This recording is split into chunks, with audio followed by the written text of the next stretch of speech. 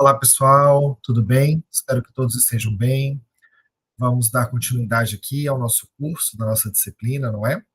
Quando nós vamos continuar falando, na verdade, sobre os direitos fundamentais. Hoje nós vamos pegar um pouco mais firmes no caput do artigo 5º da Constituição, que é interessantíssimo, é é de uma, de uma profundidade muito grande e é o pilar de todo o sistema normativo brasileiro, não é? Então, vamos dar uma olhadinha nesse assunto. Hoje estamos no nosso quarto encontro e vamos começar falando dos direitos e deveres, ou melhor dizendo, a princípio dos direitos que estão previstos no caput do artigo 5º da Constituição, não é? Porque ele fala sobre vida, fala sobre liberdade, igualdade, segurança, propriedade. Vejam que aqui tem muitos direitos que estão relacionados, eu acho que todos estão relacionados com a atuação de vocês, né? Vamos dar uma olhadinha em cada um deles. Como é sempre bom a gente recordar, vamos ler o caput aqui do artigo 5º, tá? Tem uns artigos da legislação que a gente tem que saber eles de cabeça, sabe, pessoal? Então, nunca vai ser demais a gente recordar, né? Ele fala que todos são iguais perante a lei, sem distinção de qualquer natureza, garantindo-se aos brasileiros e aos estrangeiros residentes no país a inviolabilidade do direito à vida, à liberdade, à igualdade, segurança e à propriedade nos termos seguintes. E aqui, a Constituição ela vai trazer 70 incisos que vão falar um pouco sobre cada um desses aspectos, né?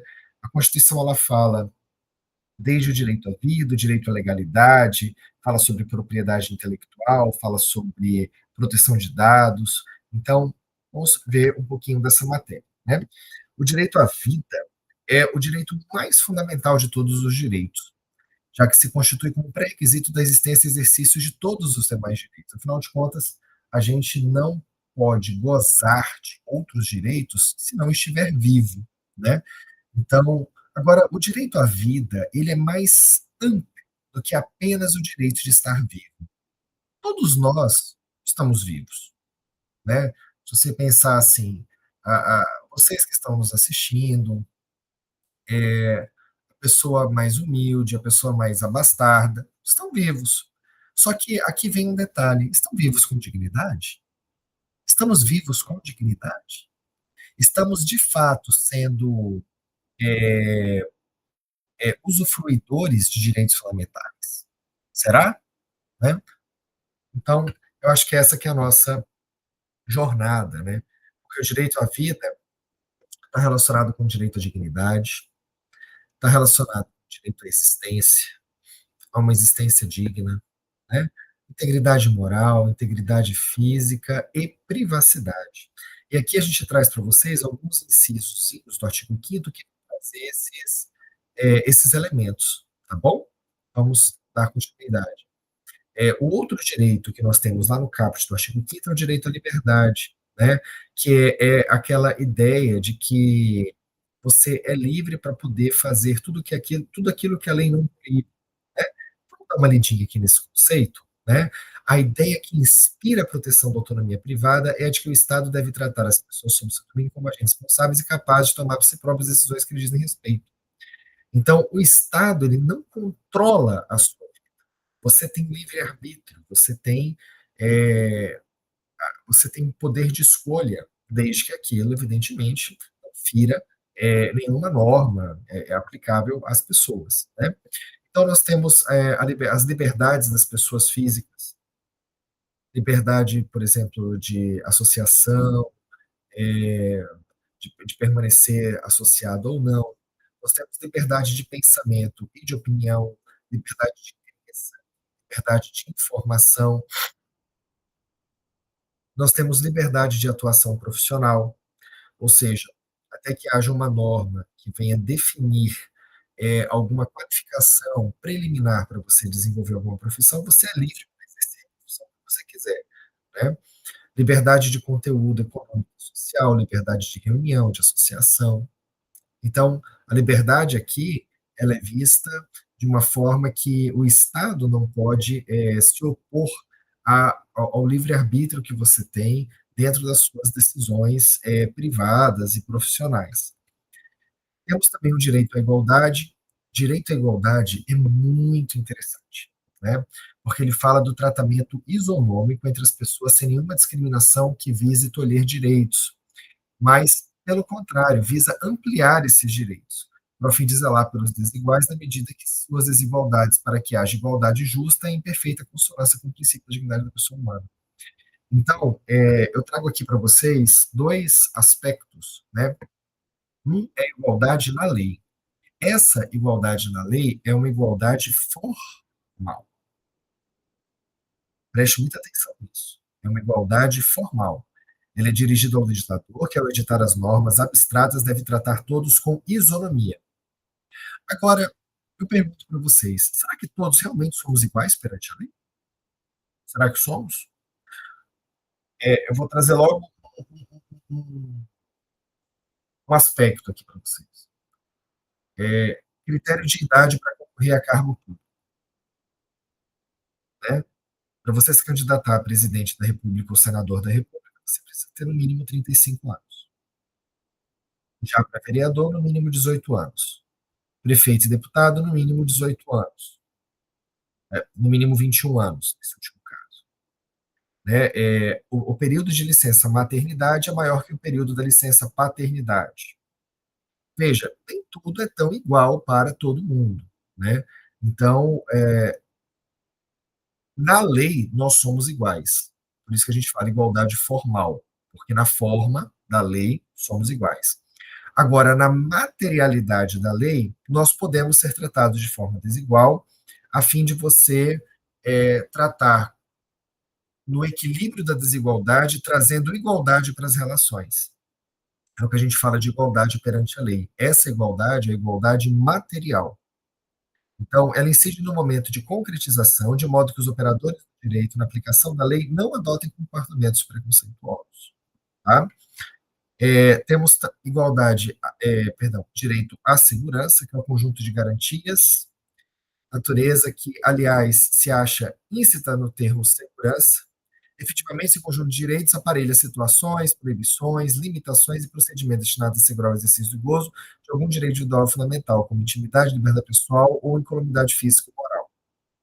Então, é, além de termos a liberdade, nós temos que ter a liberdade de agirmos com segurança. Essa segurança que o artigo 5º traz não é bem aquela segurança, não é apenas o aspecto da segurança, é aquela segurança de que não vai haver uma violação ou um cerceamento das suas liberdades, certo? Então, nós temos segurança das relações jurídicas, segurança do domicílio, segurança das comunicações pessoais, em matéria de direito penal e de processo penal, segurança, por exemplo, de que você só vai ser preso por ordem judicial ou em caso de flagrante delito. Isso é uma segurança para a pessoa, né? Ela saber que se ela não estiver ali violando flagrantemente nenhuma norma ou que não venha por ordem de um juiz, ela não vai ser presa, né? Então, o direito à segurança está relacionado com esses elementos. E nós temos aqui o direito de propriedade. Talvez vocês ainda não tenham visto o artigo 1228 do Código Civil, que fala só sobre o que torna o direito de propriedade, o que torna uma pessoa proprietária de alguma coisa, né? Então, ela está falando aqui do direito de uso, gozo, disposição, reivindicação, é, dentro de um espectro de função social da propriedade, tá? Usar a coisa, usar o bem, é você colocar o bem ao seu serviço, que você usa esse bem de forma direta. Gozar desse bem é quando você pode receber os frutos desse bem. Então, você pode, por exemplo, se você é dono de um imóvel, você pode locar esse imóvel, né?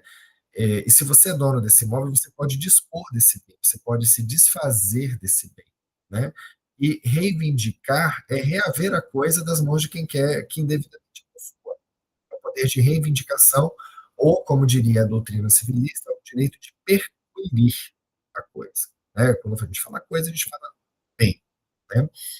Então, assim, esses são os quatro poderes do proprietário. proprietário: uso, gozo, disposição e reivindicação, tá? Só que veja que aqui no finalzinho desse conceito, ele fala que a função social, ele fala que a propriedade tem que cumprir a sua função social. Muito interessante isso, né? Porque qual é a função social da propriedade? Eu pergunto para vocês, né? Deixa eu ver se eu trago aqui. Qual que é a função social da propriedade? Aí, ó, eu vou te contar um segredo aqui, eu vou te dar só entre a gente, tá bom? Se alguém te fizer uma pergunta assim, bem direta, direito, você devolve outra. É a pergunta que você vai devolver. Você pergunta assim, tá? Então, se eu te perguntar assim, qual que é a função social da propriedade? Você me responde como? Depende. Depende de quê? Se a gente está falando de uma propriedade urbana ou rural, tá?